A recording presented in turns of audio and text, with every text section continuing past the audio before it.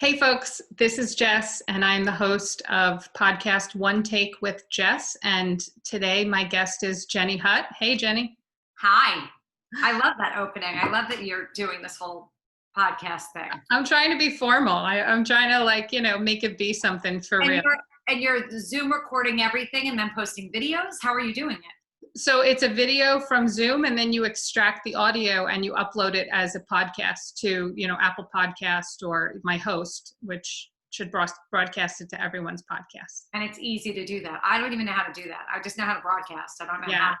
Yeah, because you're all set up. So part of the intro is, this is Jenny HUTT. She is the host of her own radio show with SiriusXM called Just Jenny.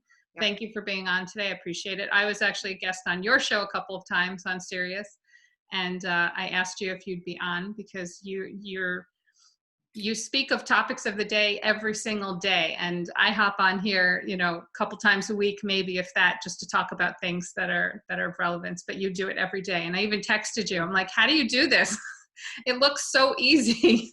I've done it for almost 15 years. So I know that's crazy. Yeah. But so Jenny is also an inventor. The best way, but let me just tell you how do you do it? You make your life your work. So every day, everything you do, you start writing down as things come into your mind. Like just put it right in your phone. If something happens in store or like you start to think about something, you're like, oh, wait, that would be, just make yourself a running list. And that's part of how you get your content. It's like a comedian. Every time a life event happens, they jot it down because that's great material. So yeah, life happens to provide great material on an ongoing basis.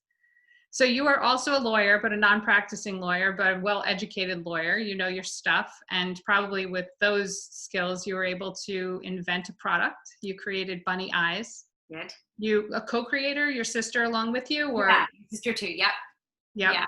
It was sort of like I had an idea and then we developed it together. So that's fun. I mean, you totally worked from the ground up. You see all of the ins and outs, all of the obstacles that are in the way of like just a regular entrepreneur trying to start. And it's not easy. Everyone thinks that turning to the entrepreneur life is, hey, that's the way to be. No, don't do it unless you really, really can't not do it. Like I had to make my glasses. I really needed them. So that's why I made them. It wasn't that I was looking to make something. I literally needed to be able to read while I got my hair done, and I couldn't in my current reading glasses, so I wanted to hold them in my hand. So those are the glasses. And it was really unique functionality. Yeah, and wild because I did all the things that you're like supposed to do before you start a company or before you try to make something. I went online and I Googled and I Amazoned and I went everywhere to try to find them because I was like, there's no way they don't exist. How could they not exist? Like, it seems so strange. I'm not a genius. I was like, they must be somewhere and I just can't seem to uncover them, but they were nowhere. And then I was like, wait, what? How could that be? Yeah. There it was. And you created it. So there you go. That was my same pathway with the Throwbie. How could this not exist already? And then when you figure it out, so you have a patent, you have design patent, utility patent, all that fun stuff. So you have all the protection because you're a lawyer. And you already know how to do that. All that, How has it been for having a product and marketing it and talking to buyers, and you have to get it out to the public? We're on Amazon and we're mostly direct to consumer. And it's been, we get a great response. I feel really, really lucky that people pretty much reacted the way that I had hoped that they would. Most women were like, oh my God, like I needed that. And that was the whole point. But marketing is a very strange thing. I've never been a very comfortable marketer, not for myself or for my brand, but I've learned over the past 3 years or actually 2 years, we launched June of 2018, that you have to ask and you have to market and you have to put it in front of people. There's kind of no way around it if you want to sell. Right. Yeah. I have a lot of relationships with really cool people who were happy to support because they fell in love with the glasses. That was the other thing. They sort of sold themselves once people saw them, and that was very cool. Definitely. And you're in a great, very visible position where you have celebrities coming in and out on Just Jenny every single day or many times a week. Yeah. And to put them in the hands of celebrities, I mean, that's just such a leg That's up like in a the tricky product thing space. because, yeah, I really couldn't just put them in people's hands without it being somewhat of an ethical dilemma with my radio Yes. show and my side hustle.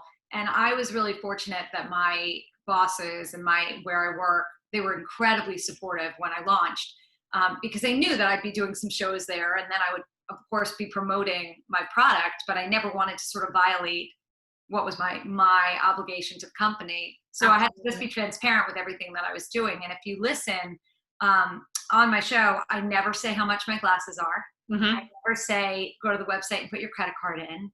Right. I never actually sell the glasses. I will talk about them because it's relevant and because running a business is something that is interesting, especially to women over 40, to know that you can sort of pivot or do something different that you never thought you could do is almost life affirming, and it's hopeful. So in that way I talk about it. And then in terms of guests and who gets the glasses, for the most part, I give them to people that I already have a relationship with. So Hoda Kotb and I know each other for 10 years, Mm-hmm.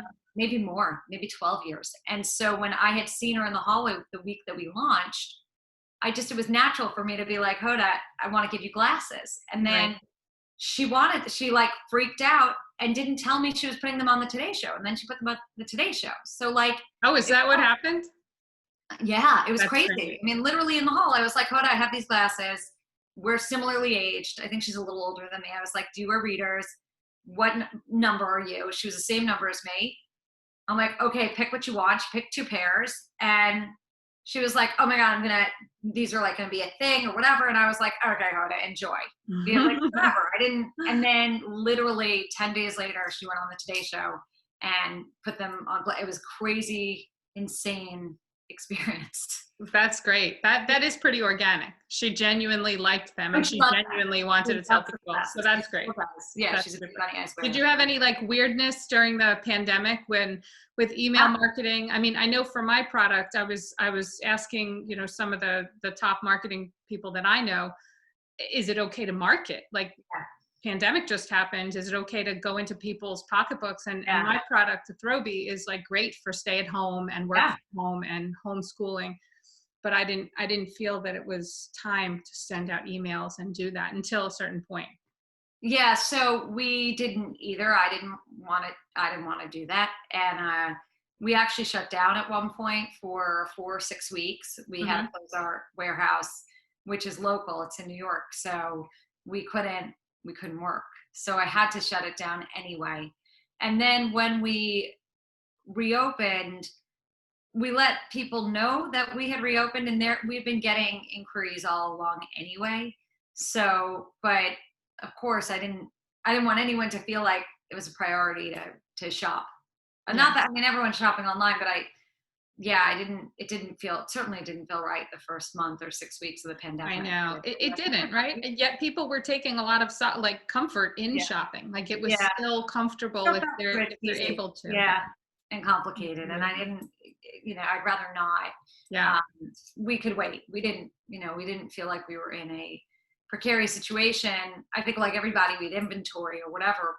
And it's always sort of weird as in February on, because China had the virus first.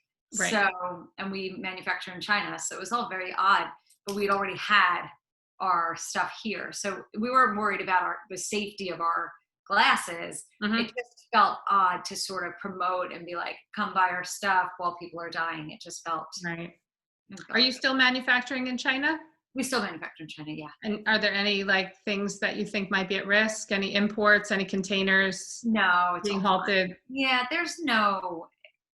COVID is not, A, it's not on substances, and B, even if it were, it dies in like 24 hours. So it's not for the cooties. I mean, for the import process, like, the way that the government we're launching our optical line later this year. So I think had COVID not happened, we probably would have launched it early fall, and now it'll be late fall, but that's okay.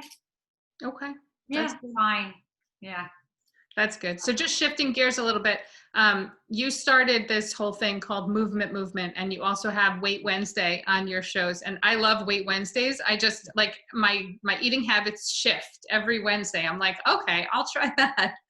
because you have guests in that, touch on certain things and bring up, relevant health aspects.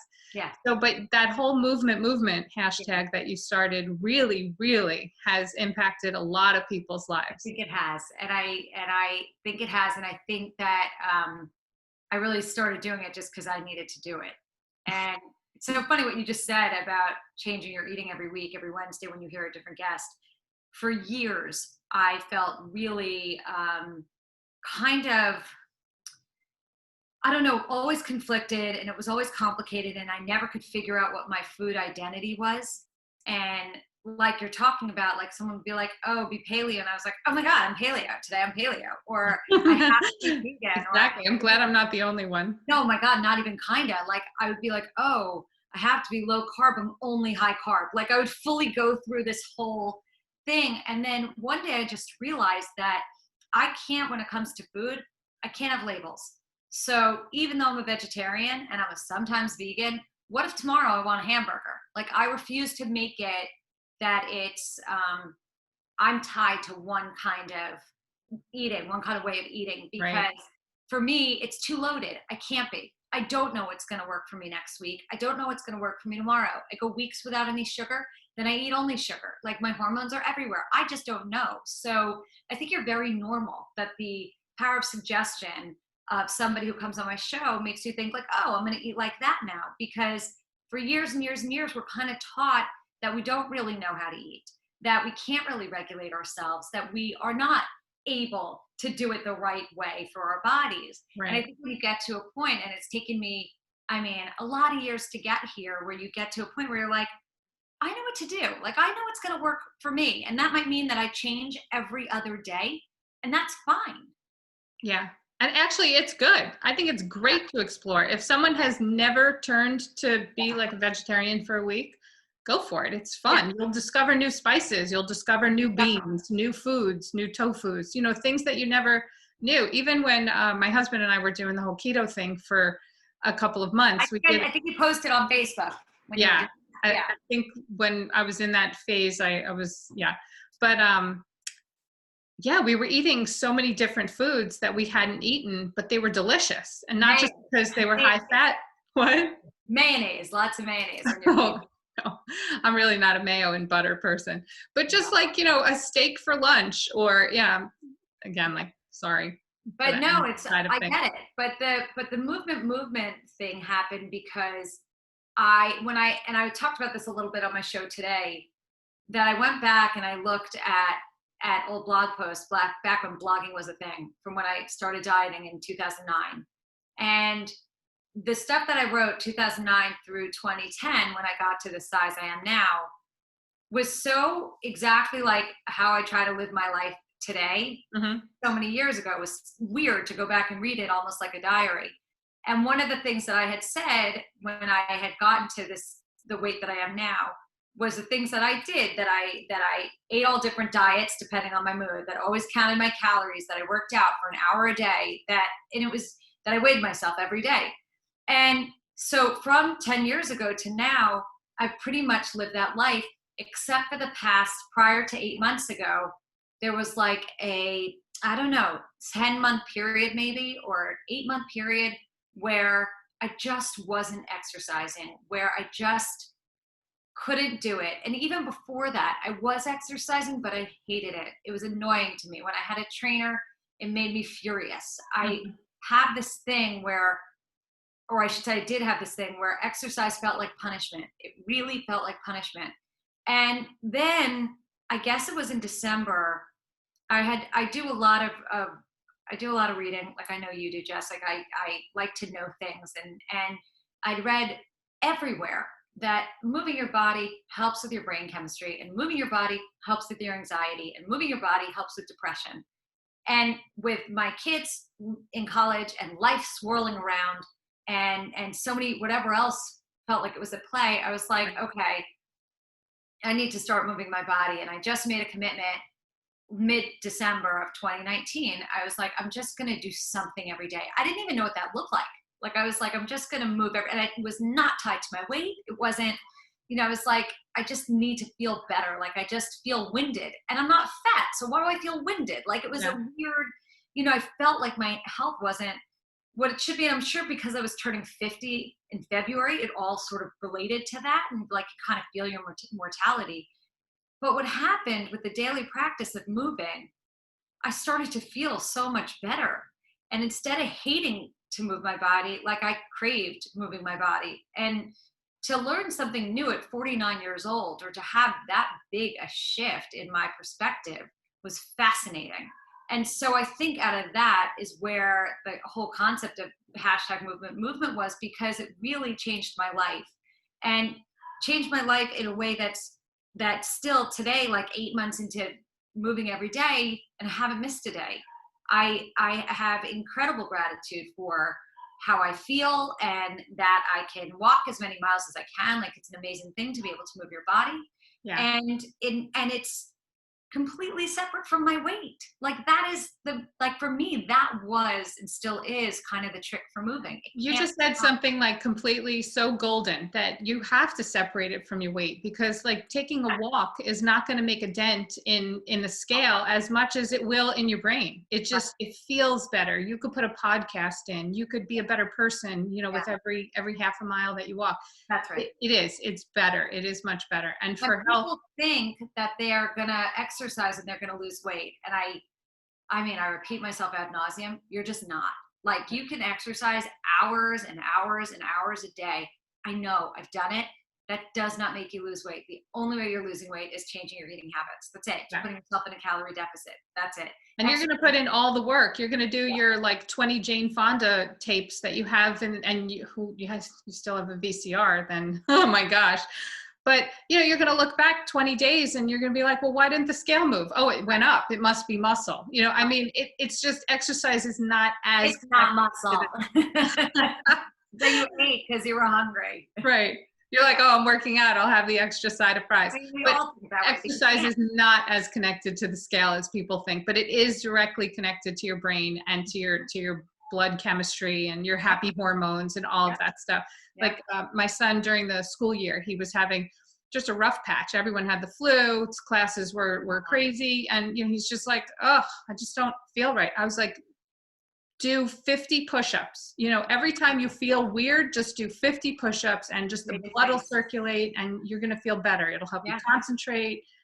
Exercise has so many more benefits that are so unwavering. It actually changes your state. I mean, I know that Tony Robbins, who is a friend of mine, and I know he's had some stuff surrounding him as of late, but he's always been good to me the way I know him. And one of the things that I had learned from him was the concept of changing your state. And it's as simple as jumping up and down. When you feel low, jump up and down, put on music and dance around. Exactly. It's like, just change your state, and it really works. It does. It works tremendously. It definitely does. So speaking of changing your state, your kids are both changing states and going out of state for college. Are they going? My daughter's going. And she goes to college. So she's in her, what is she, junior? She's a rising junior at Michigan. Okay. And my son is a rising senior at Yale. And he's not going because Yale. Oh, he's not. No, because he's so close to home. He's driving distance, so close. But if he goes, he's not allowed to come home. And if he goes, the school experience isn't really a school experience. So it's mostly online classes, or all online classes, unless you have like science labs, which is not his major. Okay. And the dining halls are going to be grab and go. And there's no socializing allowed. And there's no extracurricular clubs allowed. So for him, and it's all singles. There's no roommates. It's all just a very, it's like a hospital ward. So for him, there's no reason for him to be there. He can do everything remotely, and he is sort of set up to do that anyway. He's good. And my daughter is living off campus. Oh, and even if he lived off campus at school, it's the same rules. Like, you have to opt into the same rules in order to use anything on campus, like the library. It's really, they're very, very strict. And my daughter at Michigan, she lives off campus. So for her, it's a little bit different.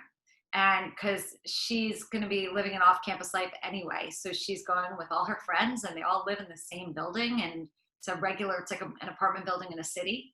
Yeah.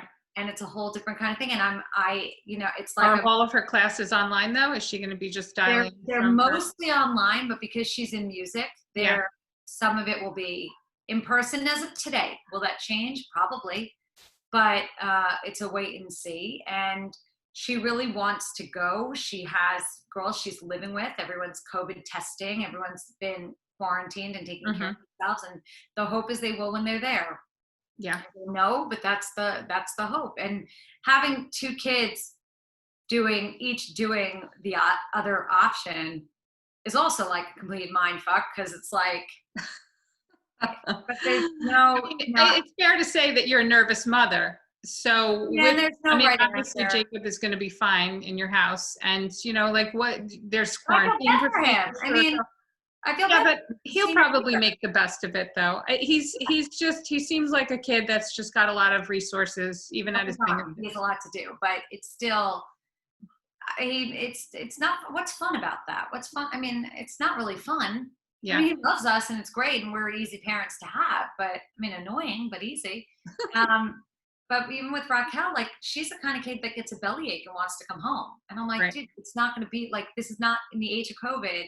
That kind of thing is not that easy. Like, everyone's going to have to grow up a little, including me. Yeah. And there's like quarantine procedures in place for Michigan. And there's also Penn State. My kid is going back up to Penn State. He too has an apartment off campus with his friends, and there's quarantine procedures. If anything, they'll be given like hotel room and food will be brought to them, and they need a bag. But I mean, we're 4 hours away. I would just run there and scoop him up and be like, that's it. You're quarantined at home. Right. That's how I feel. I don't know how I'm going to deal with that. I'll have to fly. But if I had a kid that was going across the country, or that's a little bit nerve-wracking. Yeah, a lot. It is. But what are you supposed to do? Like, it's hard to lock the kids down. I mean, I'm sure your kids have socially distanced in the latter part of this, recent part of this quarantine, like everybody has. My daughter is always in a mask. She's always apart from her friends, but they're kids. Actually, I can't say that my kids are really too apart. I mean, my son has had his friend group, and they go to the shore and they go to the beach and they do all that thing, but he hasn't been at those 300-person house parties. That's something, and he's been outside. So outside is supposedly much, much safer than. Yeah, but you know what? You can't really fault parents for either way that they choose, and parents have to weigh in. Like, you think, okay, my kid is over 18, so they'll make their own choice. No, like, there's a family decision. Agreed. Oh, yeah, whichever direction you choose, it's kind of our way of life right now. It would be more comfortable probably a year from now if we all get it, because we'll have better practices in place medically on how to treat it and what to test for. You can. Well, I think all the unknown stuff is what's so hard. Just not knowing. All the unknown is what's so difficult. Just not knowing who's going to have a bad case, who's going to be okay. It's just We're learning every day. Dr. Scott Gottlieb, I watch Squawk Box every day, and like, he comes on and I'm looking for that new tidbit of information to make me feel better. I mean, it's just, you gotta kind of let go a little bit. It's really, really hard. Yeah, but we'll play it safe and just wait and see how the kids do, and I'm sure they'll do good. I see you and Raquel do like the TikTok dance party, like you're exercising and she's doing like some. I beg her to teach me dances. She has so little tolerance for me. When I was her age, I could learn to dance quickly. I could do all of that. I could do hip hop. I was like, cool, but they learn dances differently now. They don't count. So like, my brain learns choreography by counting. Yeah. Counts of 8. These dances don't have any counts. No. So you can't try to figure that out. It's all like everything. I'm very impressed. I am totally impressed by her generation and these dances that these kids pick up. It is. Well, TikTok is like 25 moves only. And then they put them all in the dances in different orders. So if you can get the 25 moves, you can essentially do it. I just can't get them. And I also won't put in the time. Like, if I really gave myself like 8 hours and then hired one of her friends to tutor me and teach me how to dance, it'll be a whole class. Like, we should set up a studio after COVID and have like the TikTok dance class. It's like the jazzercise of the 2020s. I've said like, someone should be doing Zooms of that now, but I haven't found anyone willing to do it. I'm like, someone should just learn every dance and teach it to the old ladies So we can learn how, so we could know how to do it too. Like, why shouldn't we be able to do it too? But Someone will set up a studio. Trust me. Maybe I'll set up a studio. So you've been on the radio since when? 2005. 5. And you started with First show was October. Martha Stewart's daughter? Yeah, October 24th of 2005. And it was always at Sirius? Mm-hmm. Yeah. And what made you decide to go on the radio? How did you even know radio? I was asked, my ex-partner, my ex-co-host asked me to do a show with her. And that was in, I don't know, like June or July of 2005. And then we launched October 24th. And I only remember the day because it was the day after my son's birthday. So I remember being at his birthday party and being like, tomorrow is my first day on air. And we were prepared, but we weren't prepared. I mean, we'd never done it. So, but Sirius was in its infancy. It was pre-Howard. Right. We launched 5 months before Howard or 3 months before Howard. So it was a whole different, it was like the Wild West. We didn't know if anybody was listening when we launched. And then we were lucky because people were listening. And then some people who like were writing for magazines started talking about us. And it was very cool because people liked our show and they hadn't heard anything like it. And I did that show for like 5.5 years. And then I did a bunch of TV stuff. And then I guess after that show, I then launched my show. I mean, we did TV stuff together. We had 3 TV shows. And then after Alexis quit, I stayed on our show for like 5 months until I was fired by Martha Stewart's company. Which was broadcasting out of SiriusXM. So I was on the Martha channel out of SiriusXM. Okay. So once I was fired from Martha's company, SiriusXM hired me. So I was really only off air for 2 weeks during Christmas vacation. Why were you fired? Huh? Why were you fired? Because my ex-co-host was Martha's daughter, and I couldn't really do our show together without her. Yeah. And she didn't want to do it anymore. So it just... Okay. So your position was eliminated. Actually, yeah. I mean, it just didn't make sense to do whatever with Alexis and Jennifer without Alexis. Right. Because then it didn't make any sense. And we'd been doing it for 5.5 years. So, and we'd Do you like radio more than TV? Huh? Do you like radio more than TV? Because you said you did both at one point. I do.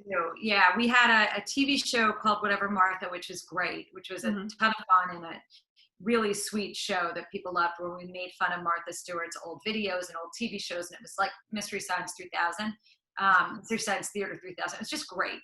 And then we had a talk show for a bit. And then another show that had like a similar to a PTI format. And then after Alexis left the radio, and I then launched my own show in January of 2012. So Just Jenny's show has been around since January of 2012. Then I started doing other television like Red Carpets and commentary on CNN and HLN. And then I co-hosted Dr. Drew on HLN for a year. And then I would do stuff on like Entertainment Tonight or The Insider. But I found that, or like HLN's Showbiz Tonight, but television was always a bit, I never liked how I looked on camera. It made me uncomfortable.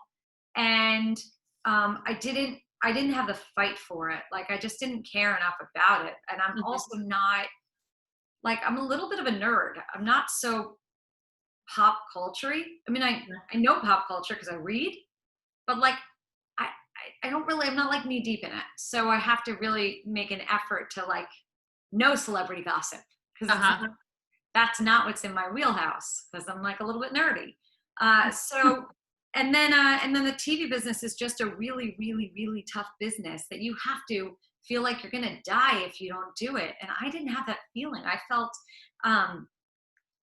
an ego bruise initially when my contract wasn't renewed on Dr. Drew's show, though they were so nice on air about it, as though I had like left, like chosen to just leave and pursue other things. Okay. They were so nice, and I love Drew. I love, he's Dr. Drew's a friend and a great guy. But after, I was so relieved. I was so relieved to not Yeah. have to be there every night and show up, and the hair and the makeup and the whole, it's a lot. It is a lot. It is a lot Yeah. when you have a. So, and when you radio have is to be on TV. the intimacy of radio really can't be matched, except now with social media, you kind of can have that dynamic if you want to at any time. And I think social media and digital form has changed all the landscape. So I don't. Yeah. Do you think podcasts popping up are just kind of like encroaching on a lot of the SiriusXM or radio programs? And No, because because there's very few barriers to Yeah. entry for a podcast, and people are listening no, to I it think sometimes that more than the actually, radio. I think what's special about live radio, is that it's live. So it's in the moment. And Yeah. I think that unless it's a live podcast, you don't get that. And the interaction that I get to have in the moment with my listeners is incredible. I mean, we've gone through things on air that tragedies and great wins and beautiful moments. And so that I wouldn't trade for anything. I happen to love podcasts too, and I think it's a phenomenal medium. And I love people who do video podcasts and Instagram lives and Facebook lives and all of that kind of stuff, and YouTube shows and Hulu or whatever else you watch, and whatever else you watch on your laptop. I happen to think that stuff is really excellent.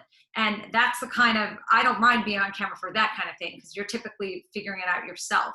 Right. So you get to be who you want to be, or the way Yeah, and it's a much more casual environment. Yeah, and that's way more my speed than anything else. So yeah, I don't think it's encroaching or infringing upon live radio. I think that people often say, like, oh, I want to have a radio show, I'm funny. And my friends and I, we want to do a radio show. Everyone says we're funny. Where do we start? And at least now, like years ago, I used to say, like, I have no idea where you start. Like, I literally fell into this, and I've been doing it a day at a time for 15 years. Like, this is not, I haven't been doing it since yesterday. Like, this has been an ongoing thing. So I learned on the job, and that's really cool. And that was really lucky. That was my break. But that's not typically how those things happen. And now people can do it themselves. Like, if you want to be on the air, like you want to do a podcast, do a fucking podcast. Like, then just start doing it. And and then if you're good, people will find you. Or if you have something that people want to hear, they will find you.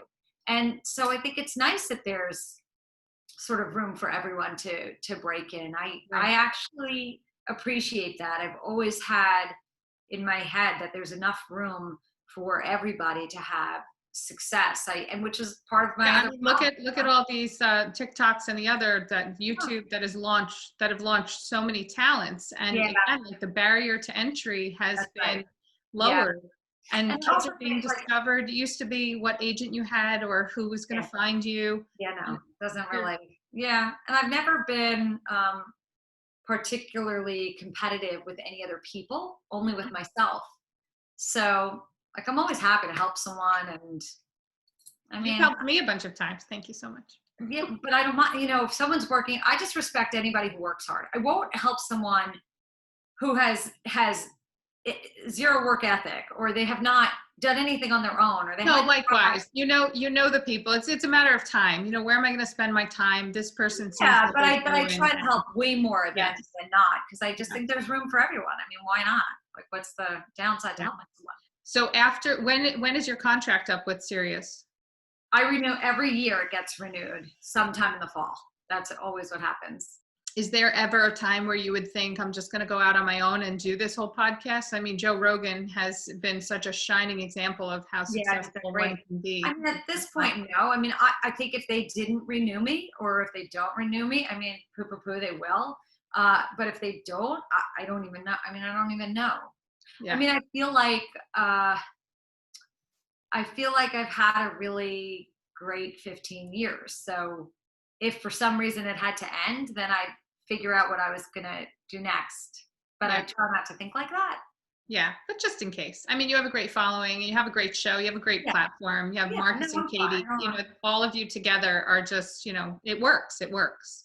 Thanks. So yeah, let it keep working. It'll be fine. So your brother Brian Yes. Koppelman is the creator, one of the co-creators of Billions. Yeah. And also Andrew Ross Sorkin. I see Andrew every morning on Squawk Box, of course. Yeah. But Andrew's only really was involved in the first year. He Oh, hasn't. okay. Oh, he's no longer involved? No, my brother and his writing partner, or like business partner, whatever, his writing partner. They have a production company. David, they are the showrunners. So they are the ones responsible for the day-to-day of the show. Got it. Yeah. Is it how's that going in like terms of Hollywood with COVID? Well, Are COVID they still making it? Yeah, they're not shooting right now, and their season was cut short because they were shooting, and then the pandemic hit. But the show's great, and they have a multi-year deal with Showtime, and they're fine. Is it going to be back? I love that show. Yeah, it's coming back. Yeah, of course. Yes, Okay. yes. Oh yeah. They just don't want have to make sure that things aren't like, that I'm going to miss a whole year of TV. No, it's going to come back as soon as they can do it. Then they will. They just have to. These are like my core programs. When they're not there, I use fillers. I know. But that's my core. Excellent. Yeah. No, I love Billions. I'm very, very proud of my brother. But he's someone, he works hard. Yeah, and he's a super smarty pants. He's definitely like, I listen to his podcasts too, and sometimes I can't even follow them. They're too smart sometimes. They're very, very smart. Brian uses big words. Yeah. And so talk to me about your husband. He worked out all the time. He's a big fitness guy too. How has he actually changed his texting me? routine? Hold on. He's asking me what I want to eat. Hold on. I want him to put it in that boiling water for 90 seconds. Hold on. 90 seconds. The almond fettuccine or gnocchi. I don't care which one. They're in, hold on. Freezer. All right, sorry. He's like, the water's boiling and then I have to go down for dinner, but it's fine. Yeah, so my husband's great. My husband's home with me. I mean, yep. Has he changed his fitness regimen? Well, he walks more. He's doing more cardio. His gym is closed, so he does weights. We live next door to the house that I grew up in, and there's a gym, and like a real gym with weights that he uses. But it's not like being at a Equinox, a real gym. Yeah. And then we have a lot of cardio equipment in our house and like bands. Like we have a bike and a treadmill and my little mini elliptical. Right. And then we have Peloton and my treadmill. And then would he feel comfortable if gyms started opening up soon? Would he even feel comfortable to be No, definitely not. So we walk a lot. He walks with me most afternoons after the show. Like I'll get up in the morning and I'll work out and he'll work out. He'll do weights and I'll do some cardio and then I will do my show, and then at 2:00 we'll often go take another 5-mile walk and just do it slowly and just to get outside. It's a nice routine. It's so bonding. I love it. It's a really nice routine. It happens to be, because also like we don't really have much alone time because our kids are always here. Right. So it's like we want to talk, we get out of the house because like they're always in earshot. Soon there'll be one.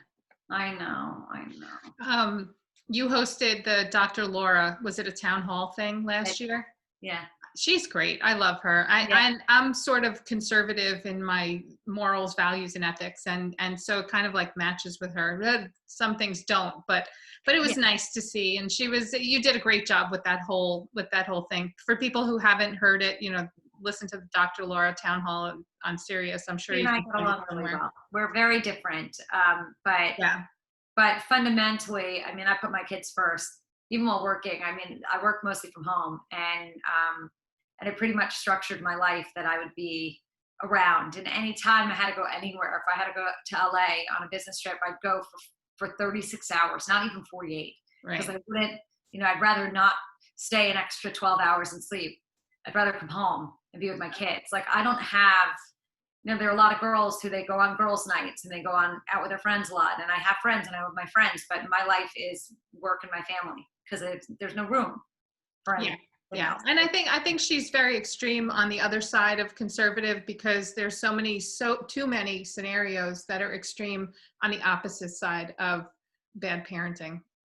Without calling people out or being judgmental. Yeah. Well, and I've had this conversation with her off air. I think if you really listen to her show, anyone who calls in knows what they're going to get. So if you listen to her and you know how she feels about your having a baby out of wedlock, why are you calling and telling her you're going to have a baby out of wedlock? Like, it's your choice to call. What are you doing? What do you think you're going to get? I think people want direction. Like, I think that's the thing. So then when they get thrive, her, people thrive on structure. Even the same thing, if you're being abused by your mother-in-law and she's coming in with her own dinner and her own this and plopping herself down and ordering you around in your own house, you call Dr. Laura and Dr. Laura will give you permission to not let your mother-in-law in the house anymore until she behaves differently. Like, she gives people permission to do what they really, really want to do. No, and she's she respects anyone who puts their family first and does their best. So I enjoy listening to her. She sets me straight sometime. Make sure I appreciate my husband and the family network and all that stuff, because you lose sight of it like anything else. You lose sight of what you have and, what you need to do to hold on to it, and how to appreciate, your husband and your family, and not just be a bitch always. So yes, that's a healthy reminder. Yeah. The non-bitch reminder. And so who has been your favorite guest over the years? Oh God, I have no idea. It's the worst question, Jessica. I have no idea. I've liked so many different guests for so many different reasons. I don't, I always have to like go in and look at my phone and be like, cause I try to keep a list and cause I never remember. And no, I don't know. Gosh, who's been my... You don't have to answer that question, but you know what? The idea is that it sounds like so many incredible people. Yeah. I loved interviewing Dolly Parton. That was one of my favorite things because that was kind of like my childhood coming back and revisiting it as a grown up, and that was neat. How is that your childhood coming back? What childhood? My father was a record producer and a record executive. He ran a lot of record labels and founded record labels and worked with all of the greats. Back from when I was a kid, like Dolly Parton and Diana Ross and Barbra Streisand and Lionel Richie and Neil Diamond. And so I remember being in a studio with Dolly Parton when I was a child while she was recording. Oh my gosh, that's great. Yeah, and I hadn't seen her in, many, many years. I saw her at like a meet and greet once, but it wasn't like, she couldn't put two and two together really. And it was like a fast whatever. And then, and when I was a kid, she had predicted that I'd go into show business. She sort of predicted what my brother would be, what I would be, what my sister would be. And she was just the nicest, warmest, most extraordinary talent. And I forever loved Dolly. It's just, she is exactly who you think she is. So when she was doing, and I've tried to interview her through the years at SiriusXM and it never worked.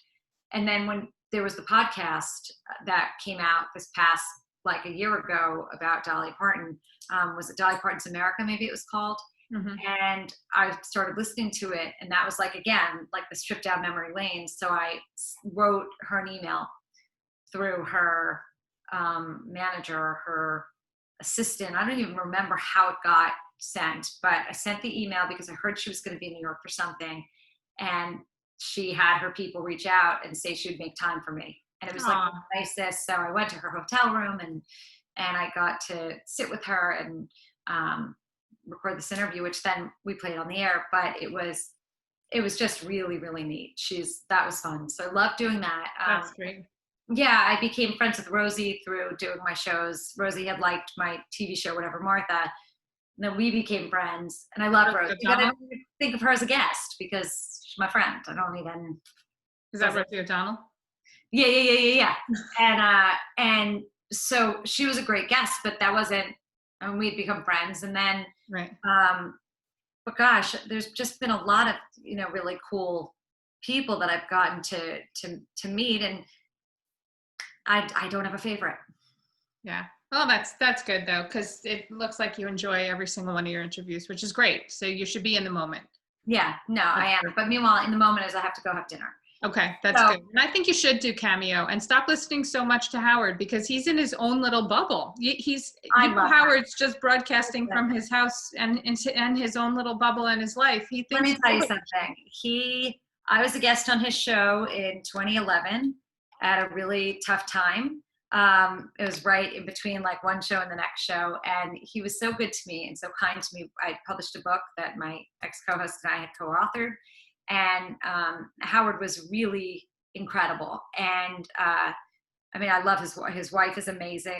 Beth is one of the nicest people. He is a kind person, and yeah, yes, he's you a really and I both person. know Beth from the animal Really, stuff, and yeah, they're really good people. So I love listening to him because it's fun and it's like school for me because there's just no better broadcaster. So don't let him shun you. Don't let him shun you away. You do whatever you do. You. I'd laugh if he made fun of me doing camera. I don't care. It's I'm sure it's worth the $30 to $50. $30 is my cameo. 30? Did you you settled on an amount? Well, I settled for happy birthday. I wasn't gonna click go, and then the person on the back end made me go live, and I was like, he texted me, it's like, your profile looks great, and I'm like, but I didn't fucking go live. Like, I did the intro video and I did all the stuff, but like I didn't click go live, and he already had. Yeah. And I said, well, now what? Like what? And then he was like, but you can't charge 50 to start at 30. I was like, You're in it. You're in it now. All right. Well, enjoy. Anyway, thank enjoy you. Yeah, thank you for having me. I'm gonna go and eat dinner and then do my thing. So okay. Thanks for being on. I'll talk to you soon. You did a great job. Oh, thank you. All right. See you later. All right. Bye-bye.